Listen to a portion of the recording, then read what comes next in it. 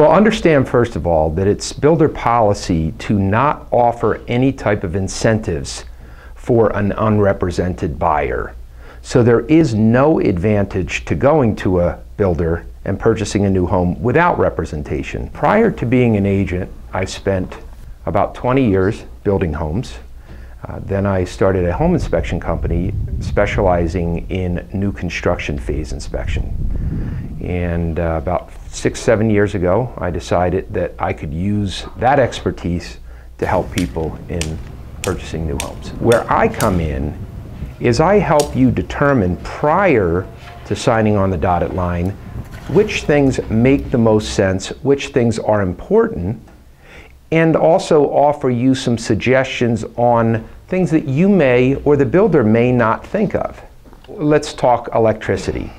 When it comes to electrical upgrades, understand that all the wires are behind the walls. So in that case, it makes sense to do some of those electrical rough-ins prior to closing.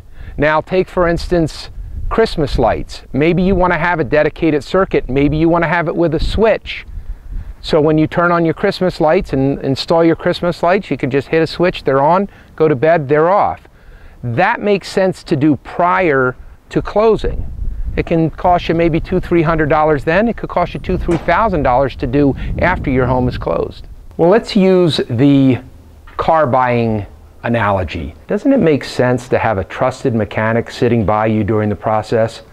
Someone who represents your best interest and can give you the knowledge and experience that you need?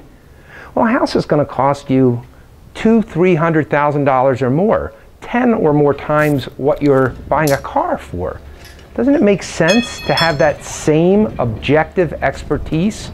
I think with the average buyer, you're talking about a $3,000 or $4,000 savings and maybe more, but more importantly, I'm going to provide that buyer with the peace of mind that they need. They're going to live in that house for years after the purchase, and that little bit of advice can mean a lot in the long run.